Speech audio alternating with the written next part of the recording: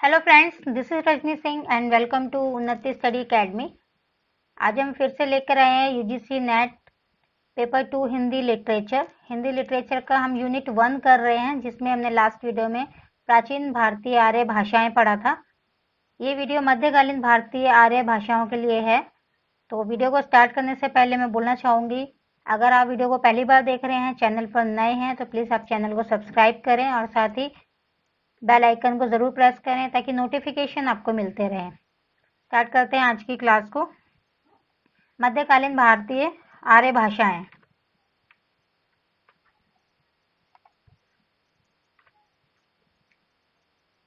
मध्यकालीन भारतीय आर्य भाषाएं। लौकिक संस्कृत एक तरफ व्याकरण का आधार पाकर अपने निश्चित रूप में स्थिर हो गई। लौकिक संस्कृत हमने पढ़ा था लास्ट वीडियो में, जब हम प्राचीन भारतीय आर्य भाषाएं कर रहे थे। इसमें दो हमने उसकी रूप पढ़े थे, एक वैदिक संस्कृत और एक लौकिक संस्कृत। तो ये उसी संस्कृत की बात करी गई है। एक तरफ व्याकरण का आधार इसको पाकर निश्चित रूप में ये स्थिर तो हो गई थी, और दूसरी तरफ लोक भाषा तेजी से विकसित हुई। लोक भाषा मतलब जन की भाषा, जो लोग वहाँ के जन साधारण की जो भाषा होती, जैसे कि आर्य भारत के अंदर आए तो उनकी जो संस्कृति थी, उनकी जो भाषा थी वो विकसित हो गई, इसीलिए वो भारतीय आर्य भाषाओं के रूप में जानी गई। इसी विकास के परिणाम स्वरूप प्राकृतिक भाषा का भी एक विकास हुआ, और उसका काल क्या था? 500 से 1000 ईस्वी पूर्व माना गया इसका काल। किसका? प्राकृतिक भाषा का। अब मध्यकालीन भारतीय आर्य भाषाओं के 3 रूप स्पष्ट रूप से बताए गए हैं। 3 रूप कौन कौन से हैं? पाली, प्राकृतिक और अपभ्रंश। बेसिक रूप से हम मध्यकालीन भारतीय भाषाओं में हम इसके अंदर पढ़ेंगे, भाषाओं के 3 रूप पढ़ेंगे, पाली, प्राकृतिक और अपभ्रंश, और इसकी विशेषताएं पढ़ेंगे। तो 3 रूपों में इसको विभाजित किया गया, पाली, प्राकृतिक और अपभ्रंश में। ठीक है। अब पाली क्या था को देख लेते हैं। ये प्राकृतिक का प्रारंभिक रूप है। प्राकृतिक भाषा का जो क्या है? प्रारंभिक रूप है, जिसका समय क्या था? 500 ईस्वी पूर्व के प्रथम शताब्दी के प्रारंभ तक इसको माना गया है। और इसकी उत्पत्ति के विषय में कुछ विद्वानों में भेद रहे हैं कि उत्पत्ति कैसे हुई, कब हुई, सबके अलग अलग मत हैं। तो इसका कुछ कहना नहीं उचित है, क्योंकि संस्कृत की जो उत्पत्ति है वो प्राकृतिक से हुई है। ठीक है। संस्कृत की उत्पत्ति किससे मानी गई है? प्राकृत से मानी गई है। एक अन्य मत के अनुसार संस्कृत के समानांतर लोक भाषा से इसका उद्भव हुआ। जैसे कि अलग अलग विद्वानों के अलग अलग मत होते हैं, इसी प्रकार एक मत के अनुसार लोक भाषा से इसका उद्भव माना गया है। इसमें प्रथम मंतव्य अधिक उपयुक्त लगता है। अब इसमें हम बात कर रहे हैं किस चीज की? पाली की व्युत्पत्ति की बात कर रहे हैं। तो इसकी उत्पत्ति के विषय में विभिन्न विद्वानों द्वारा अपने ढंग से विचार प्रस्तुत किए गए हैं, और वो विचार क्या हैं चलिए देख लेते हैं। जैसे कि भिक्षु सिद्धार्थ के अनुसार पाठ और पाली क्या है? पाठ पाली। भिक्षु जगदीश कश्यप के अनुसार, आचार्य विधु शेखर के अनुसार, और डॉक्टर मैक्स वेल्सन के अनुसार। ये कुछ विद्वानों के नाम है जिनके द्वारा इसको दर्शाया गया है। विशेषता है इसमें रि, ए, औ, श और श तथा विसर्ग आदि वैदिक ध्वनियां लुप्त हो गई थी। वैदिक ध्वनियों के बारे में मैंने बताया था। वैदिक ध्वनियां कितनी थी? वैदिक ध्वनियां मैंने लास्ट वीडियो में बताया था। वैदिक ध्वनियां थी हमारी 50। ये पॉइंटर से मैं लिख नहीं पा रही हूँ, मैं वैसे बता देती हूँ। वैदिक ध्वनियां थी 52, और लौकिक ध्वनियां थी हमारी सिर्फ 8। ठीक है। लौकिक ध्वनियां कितनी थी? 8 थी। लास्ट वीडियो में पढ़ा था हमने। तो पाली में प्राय संस्कृत की ए ध्वनि ए हो गई, और ओ ध्वनि जो है वो ओ हो गई। यानी कि जैसे हम लिखते हैं कैलाश, कैलाश। ठीक है। दोनों में क्या हुआ? जो ए ध्वनि वाले वर्ड थे जैसे कि कैलाश, वो क्या हो गए? ए हो गए, बड़ी मात्रा वाले हो गए, यानी कि कैलाश। इस तरीके से इसका विशेषताएं इसमें बताई गई हैं। इसमें विसर्ग संधि नहीं है, द्विवचन की व्यवस्था नहीं है, बालाघात का प्रयोग होता है। ये कुछ विशेषताएं हैं जिन्हें आप जिसे डीपली पढ़ेंगे तो आपको समझ में आएगा। ठीक है। आगे बढ़ते हैं। प्राकृतिक, इसे द्वितीय प्राकृतिक और इसे द्वितीय प्राकृत और साहित्यिक प्राकृत भी कहते हैं। द्वितीय प्राकृत किसको? प्राकृतिक को कहते हैं द्वितीय प्राकृत और साहित्य प्राकृत भी कहते हैं। इसका काल प्रथम शताब्दी से 5वीं शताब्दी तक है। विभिन्न क्षेत्रों में इसके भिन्न भिन्न रूप विकसित हो गए। जैसे जैसे भिन्न भिन्न क्षेत्र होते हैं वहां पे इसके रूप भी विकसित होते रहे। मागधी की बात करते हैं। इसका विकास मगध के निकटतम क्षेत्र में हुआ था, यानी कि मगध के जो आसपास के क्षेत्र थे उसमें हुआ, और इसमें कोई साहित्यिक कृति का उपलब्ध नहीं थी। इसके अंदर साहित्यिक कृति नहीं पाई गई थी इसमें। और इसकी विशेषताएं क्या थी? स का रूप हो जाता है क्या? यथा सप्त। ठीक है, इसमें रा का ल हो जाता है, यथा पुरुष पुलिश इसको बोलते हैं, और जा के स्थान पे य हो जाता है। इसकी विशेषताएं हैं। अर्धमागधी। अब अर्धमागधी देखते हैं। यह मागधी तथा शौरसेनी के मध्य बोली जाने वाली भाषा है। मागधी और शौरसेनी जो भाषाएं हैं उनके बीच की ये भाषा है, जो उन दोनों के मध्य बोली गई है, उस भाषा को क्या बोलते हैं? अर्धमागधी। ये जैन साहित्य की भाषा थी। भगवान महावीर के उपदेश इसी में है। भगवान महावीर के उपदेश आपने पढ़े होंगे, उनके बारे में जाना होगा।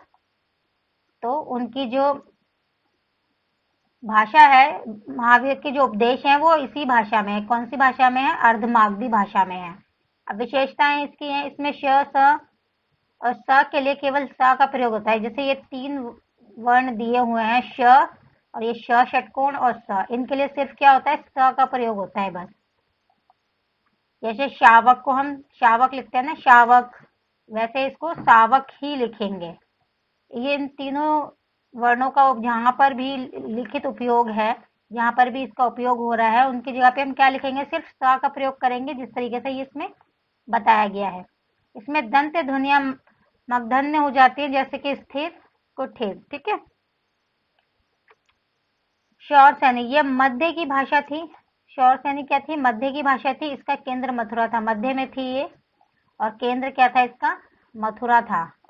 नाटकों में स्त्री पात्रों के संवाद इसी भाषा में होते थे। जैसे नाटक होते थे उसमें जो स्त्री पात्र होते थे, यानी कि स्त्रियों के रूप में जितने भी पात्र होते थे, जो भी नाटक के रूप में भूमिका निभाई जाती थी स्त्रियों की, उसमें क्या था? उसके जो संवाद थे वो शौरसेनी भाषा में ही होते थे। दिगंबर जैन से संबंधित धर्म ग्रंथ इसी में रचे गए। अच्छा, दिगंबर जैन की बात हो रही है, जैन धर्म की बात हो रही है। उनमें जो उनके जो धर्म ग्रंथ थे वो शौरसेनी भाषा में ही लिखे गए थे।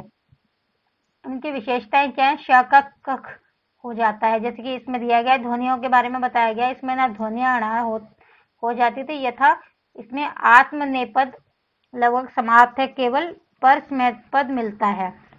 अब इसमें आत्मनेपद और परस्मैपद की बात कही गई है, तो आत्मनेपद क्या है और परस्मैपद क्या है? आत्मनेपद क्या है? आत्मनेपद क्या होता है? जिन क्रियाओं का फल सीधा कर्ता पर पड़ता हो। किनका? जिन क्रियाओं का फल सीधा कर्ता पर पड़ता हो उन्हें आत्मनेपद कहते हैं। ठीक है। और परस्मैपद क्या होता है? परस्मैपद होता है जिन क्रियाओं का फल कर्ता को छोड़कर अन्य कर्म पर पड़ता हो, किसी और कर्म पर पड़ता हो, उसे परस्मैदिपद कहते हैं। ठीक है। तो ये अच्छे से एक्सप्लेन करा मेरे को, मैंने आपको समझ आया। चलिए आगे बढ़ते हैं। अब अपभ्रंश भाषा की बात करते हैं। अपभ्रंश क्या है? इसका शाब्दिक अर्थ होता है विकृत या भ्रष्ट। विकृत यानी कि अलग अलग। ठीक है, या इसको भ्रष्ट भी बोल सकते हैं शाब्दिक अर्थ में। इसका प्राचीनतम रूप जो है वो भरत मुनि के नाट्य शास्त्र में मिलता है। भरत मुनि का एक नाट्य शास्त्र है, उसमें इसका प्राचीनतम रूप मिलता है, यानी कि पुराना रूप मिलता है, पहले के टाइम में जैसे होता था वैसे। कालिदास के विक्रमोर्वशीय नाटक के चतुर्थ अंक में अपभ्रंश के कुछ पद मिलते हैं। कालिदास का नाटक है कौन सा? विक्रमोर्वशीय। ठीक है, इसके चतुर्थ अंक में अपभ्रंश के कुछ पद हैं, तो आप देखेंगे, पढ़ेंगे आप तो आपको मिलेंगे उसमें। अपभ्रंश में अनेक महत्वपूर्ण रचनाएं थी। कौन कौन सी? विद्यापति की कृति, कीर्तिलता, अर्धमानकृत संदेश, रासक आदि। कीर्तिलता और अर्धमानकृत संदेश, रासक आदि। ठीक है। इसका समय कितना था? 500 ईस्वी से 1000 ईस्वी तक माना जाता है। किसका? अपभ्रंश का समय 500 ईस्वी से 1000 ईस्वी तक माना जाता है, किंतु इसमें कुछ रचनाएं हैं जो 14वीं और 15वीं शताब्दी तक होती रही हैं। तो इसका समय आपको याद करना है। इसका समय कितना है? 500 ईस्वी से 1000 ईस्वी पूर्व तक। और इसकी जो कुछ रचनाएं जो इसमें ऐड हुई थी वो कब हुई थी? 14वीं और 15वीं शताब्दी तक इसकी रचनाएं जो हैं वो इनमें होती रही हैं, कुछ रचनाएं जो हैं। री ध्वनि में लेखन में भी उच्चारण में लुप्त हो गई। जैसे री ध्वनि, जैसे हम री से ऋषि लिखते हैं, इसका जो लेखन था, इसका जैसे हम अभी लिखते हैं ऋषि ऋषि, तो उस टाइम में क्या था, किस समय की बात हो रही है? अपभ्रंश के टाइम में, यानी कि 500 ईस्वी से 1000 ईस्वी तक की बात हो रही है।